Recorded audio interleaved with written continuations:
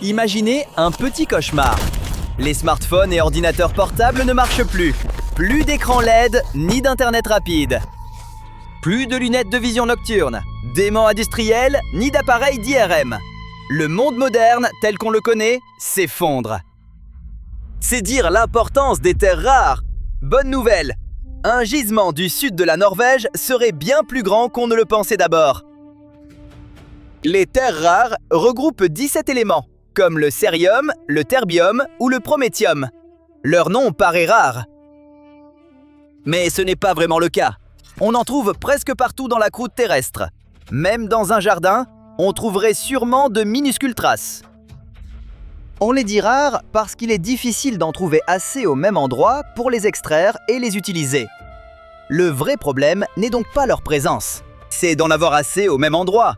Souvent, elles sont dispersées, mêlées à d'autres roches, et il est impossible de les récupérer puis de les utiliser tout de suite. Les séparer est difficile aussi. Il faut beaucoup de traitements, des produits chimiques et du matériel industriel, ce qui rend l'extraction très coûteuse. Pourtant, ils sont essentiels aujourd'hui. Voitures électriques, batteries, téléphones, ordinateurs, IRM et éoliennes en dépendent. Mais aussi dans les radars et les technologies de vision nocturne. La demande augmente très vite. Or, ouvrir une nouvelle mine prend souvent très longtemps, parfois 15 à 20 ans entre découverte et production, avec les permis, les tests et les chantiers. En 2024, le gisement norvégien était estimé à environ 8,8 millions de tonnes de matières riches en terres rares. C'était déjà énorme pour l'Europe. Mais les équipes ont continué à forer et à vérifier le sous-sol. Et en 2026, une nouvelle estimation est arrivée. 15,9 millions de tonnes, presque le double. Comme trouver un second entrepôt plein à côté du premier. Et ce n'est pas une simple supposition.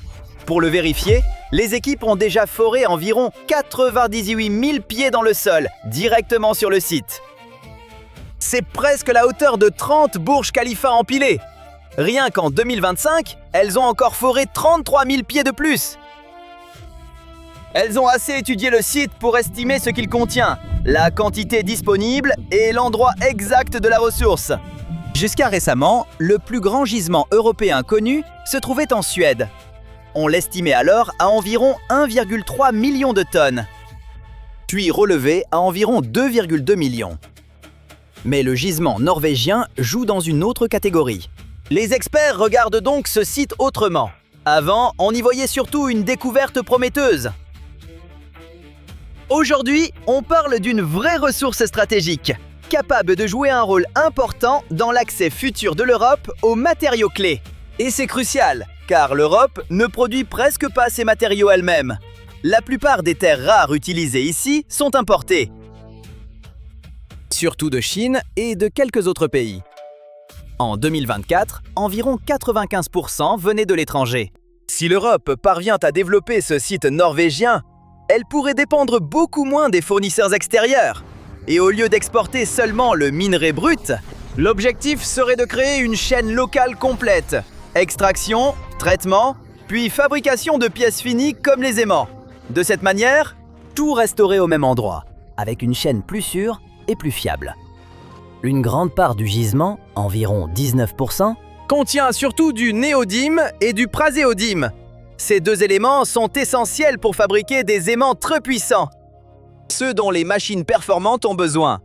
À grande échelle, il n'existe pas vraiment de substitut aux aimants NdPr.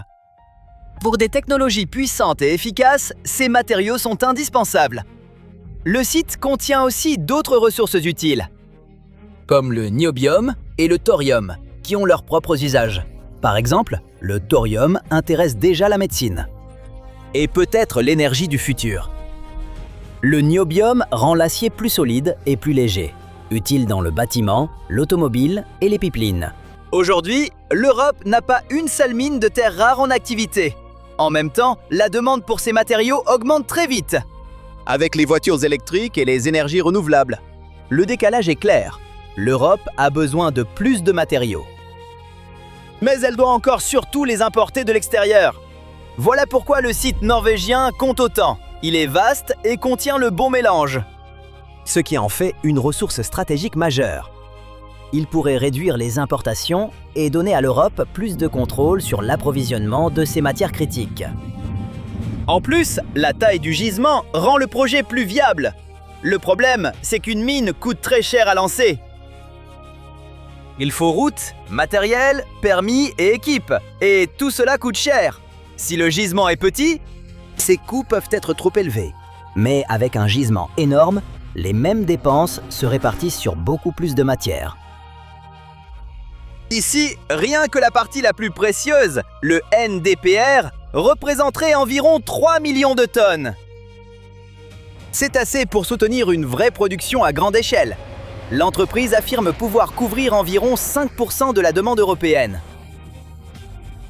Vers 2032. Au départ, elle vise environ 800 tonnes par an. Elle travaille aussi sur une nouvelle méthode d'extraction, appelée mine invisible. Au lieu de déchirer la surface comme une mine classique, elle travaille surtout sous terre et limite au maximum les dégâts visibles. L'entreprise a déjà signé des accords préliminaires pour vendre tout le thorium attendu. Les acheteurs sont donc là avant même l'exploitation complète. Mais malgré tout cela, le projet n'est pas encore prêt. Un permis clé existe déjà, l'autorisation d'extraire la matière du sol. Il manque encore l'autorisation de lancer l'exploitation complète, et cette étape peut prendre pas mal de temps. En Europe, les projets miniers avancent souvent lentement, entre études environnementales, inquiétudes locales et longues validations. Même si la production est visée fin 2031, cette date peut encore bouger. Si tout se passe comme prévu, le site atteindrait environ 800 tonnes par an en 2032, soit près de 5% de la demande européenne. Ce n'est pas énorme. Mais c'est un vrai début, surtout quand on sait qu'aujourd'hui, l'Europe dépend presque entièrement des importations pour ces matériaux. Ces matériaux font partie des plus critiques qui existent. La Commission européenne les classe à haut risque, car il y a une vraie menace de rupture d'approvisionnement. Bref, trouver la matière est une chose. L'extraire, la traiter, puis la transformer en une chaîne d'approvisionnement fiable, c'est beaucoup plus difficile. La question est donc simple. L'Europe saura-t-elle vraiment utiliser les terres rares qu'elle a trouvées? Pendant ce temps, la plus grande mine mondiale se trouve dans le nord de la Chine, en Mongolie intérieure. Elle s'appelle Bayan Obo et contient plus de 40% des réserves connues de terres rares, tout en produisant près de la moitié de l'offre mondiale. Ce n'est pas une mine ordinaire, mais un immense complexe à ciel ouvert. Il compte 3 grandes fosses, principale, est et ouest. La principale mesure environ 1500 sur 1000 mètres. Au total, la zone minière couvre environ 49 km², presque une petite ville. Plus de 200 minéraux y ont été trouvés. Et de nouveaux apparaissent encore. Certains ont été identifiés d'abord à Bayan Obo, d'où leur nom. À l'origine, ce n'était même pas une mine de terres rares. En 1927, on l'avait d'abord découverte comme un simple gisement de minerai de fer. Plus tard seulement, on a compris qu'elle cachait l'une des plus grandes sources mondiales de terres rares.